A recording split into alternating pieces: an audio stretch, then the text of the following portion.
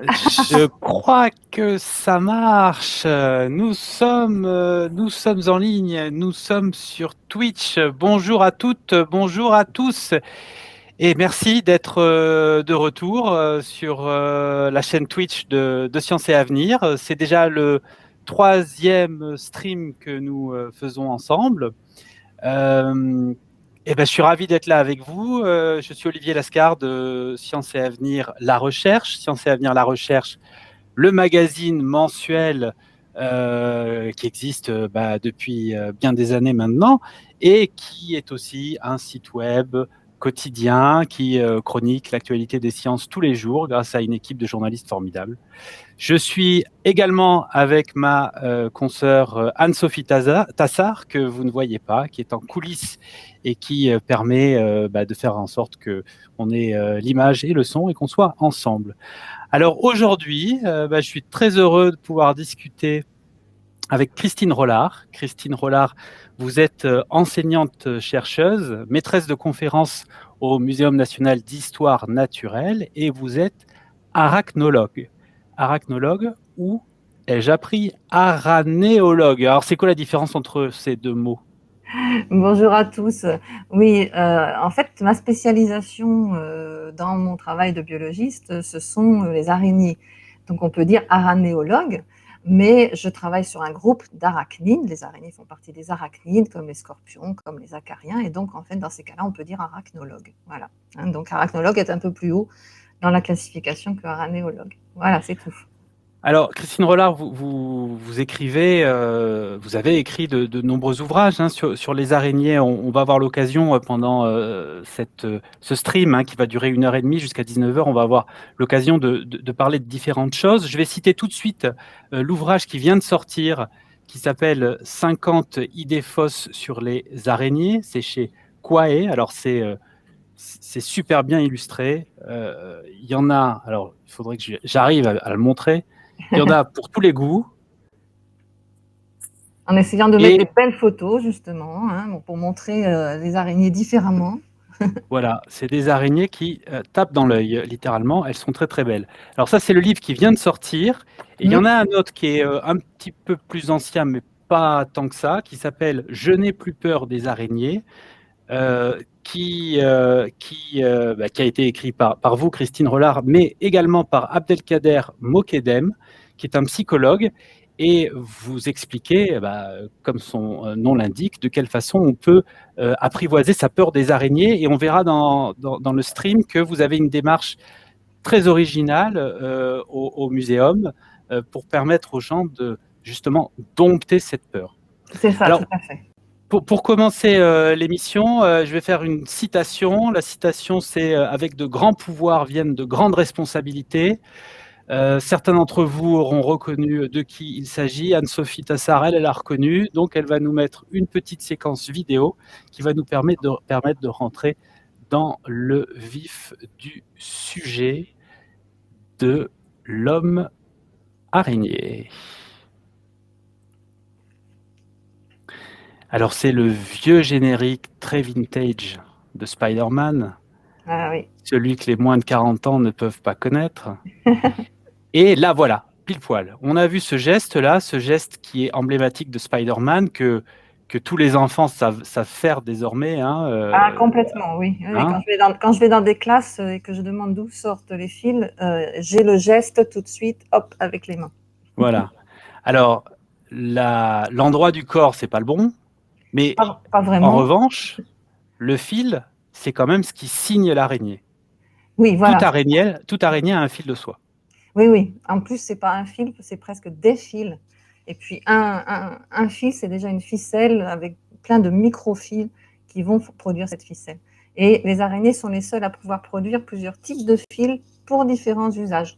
Donc, quand on voit Spider-Man, qui effectivement jette ses fils avec ses mains, normalement, c'est par l'arrière, c'est par des tubes qu'il y a à l'arrière du corps de l'araignée.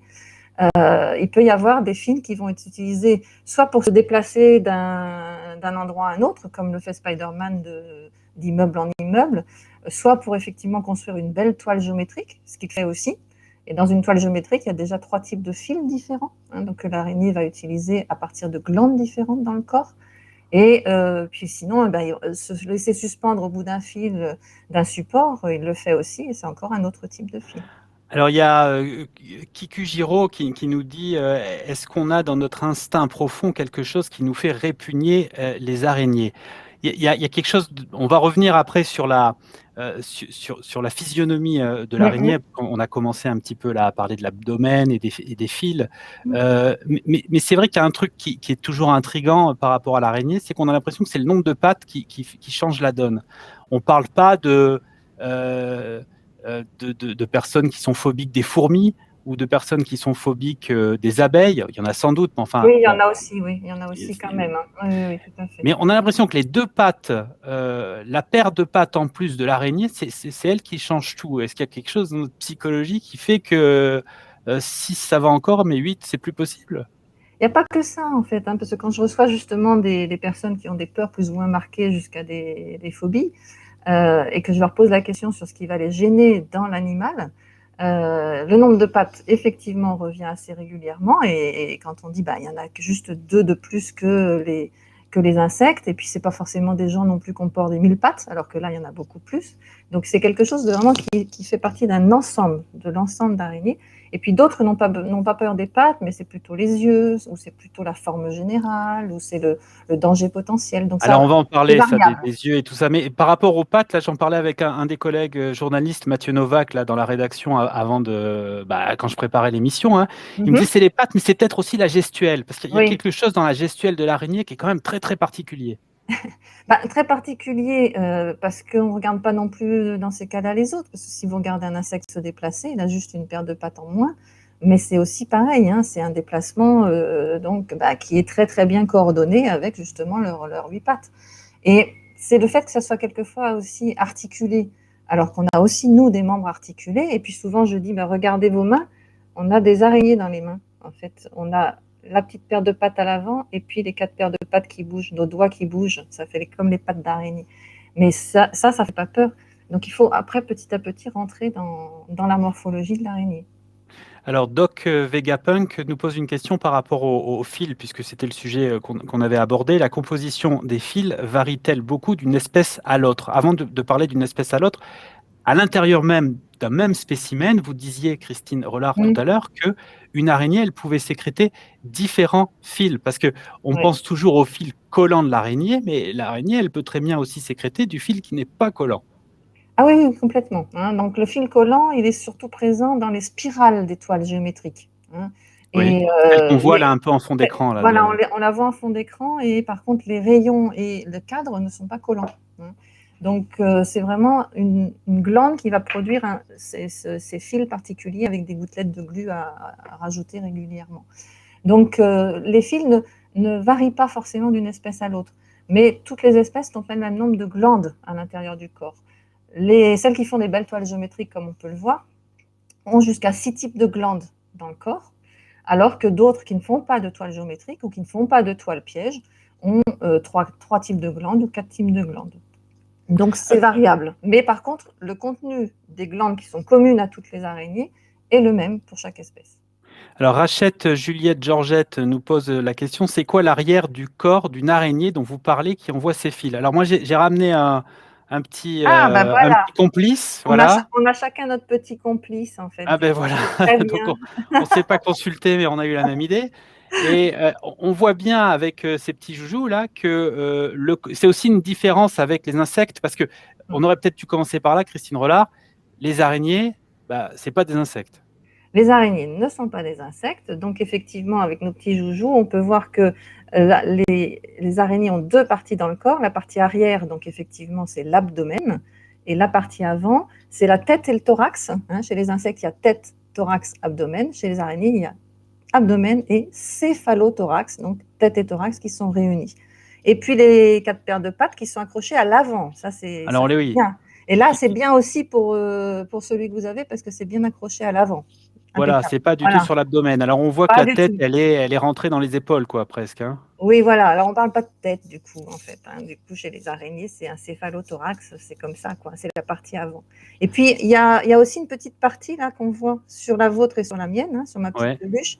C'est une petite paire de pattes supplémentaires Voilà, c'est celle-là, là. Voilà, Hop, celle-là, hop. là. Ouais. Qu'on appelle les pédipalpes ou pattes mâchoires et qui vont maintenir les proies devant la bouche et qui vont aussi servir, hein, on pourra en parler plus tard, au mâle à l'accouplement avec les femelles.